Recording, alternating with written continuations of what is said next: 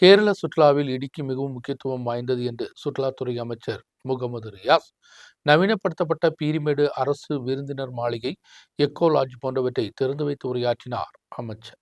சுற்றுலாவில் இடுக்கியில் கூடுதல் வசதிகள் ஏற்படுத்த அரசு லட்சியமிட்டுள்ளது. சிறந்த சாலைகள், நவீனப்படுத்தப்பட்ட விருந்தினர் மாளிகை போன்றவை இதன் பாகமாகும். சுற்றுலா மையங்களை வளர்ச்சிப்படுத்த அரசு முயற்சிகளை எடுத்துள்ளது. சிறந்த சாலைகளும் பயணிகளை கவரும் ஒன்றாகும். கோவிட் பாதிப்புக்கு பின்பு அதிகமான சுற்றுலா பயணிகள் வருவது இடுக்கியிலும் வயநாட்டிலும் தான். சுற்றுலா மையங்களுக்கு சாலைகள், தங்குமிடங்கள், ஓய்வு மையங்கள் போன்றவை தரமானதாக அமைக்கப்படும். உலகமெங்கும் ட்ரெண்டாக மாறிய மை ஸ்டோரிஸ் கான்பரன்ஸ்கள், மீட்டிங்குகள், எக்ஸிபிஷன்கள் போன்றவை நடத்த வசதிகள் ஏற்படுத்தவும் வெளிநாட்டு சுற்றுலா பயணிகளை பட கேரளத்திற்கு கொண்டு வருவதற்கான முயற்சிகளையும் அரசு எடுத்து வருகிறது. இந்த நடவடிக்கைகளின் பாகமாக பயணிகள் வருவது அமெரிக்கா, UK, மிடில் ஈஸ்ட் போன்ற நாடுகளிலிருந்துதான். Malaysia, China, Japan, New Zealand, Australia போன்ற நாடுகளில் இருந்துள்ள பயணிகளின் எண்ணிக்கையும் உயர்த்த மலேசியன் ஏர்லைன்ஸுடன் அரசு பேச்சுவார்த்தை நடத்தியுள்ளது. இந்த நாடுகளில் இருந்துள்ள இன்ஃபுளுசர்கள், சுற்றுலா தொழிலின் பாகமாக செயல்படுவர்கள் போன்றவர்களையும் கேரளத்திற்கு கொண்டு வர முயற்சிகள் நடத்தப்பட்டுள்ளது. இடுக்கியில் சுற்றுலா பாகமாக உள்ள பிரச்சனைகளை தீர்ப்பதற்கு வனத்துறையுடன் பேச்சுவார்த்தை நடத்தப்படும். 24ஆம் தேதி MLA-உடன் வனத்துறை அமைச்சருடன் பேச்சுவார்த்தை നടത്തപ്പെടും என்றுം அமைச்சர் கூறினார்.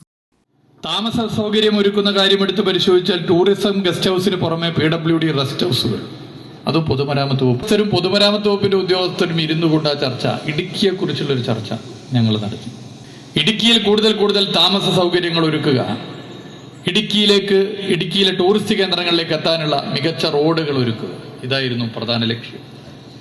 കേരള സർക്കാരിനെ സംബന്ധിച്ചിടത്തോളം, ടൂറിസം വകുപ്പിനെ സംബന്ധിച്ചിടത്തോളം പൊന്മുട്ടയിടുന്ന താറാവാണ് ഇടുക്കി ജില്ല എന്നുള്ളത് ചൂണ്ടിക്കാട്ടാൻ ഈ വേള ഞാൻ ഉപയോഗപ്പെടുത്താൻ ആഗ്രഹിക്കുകയാണ്.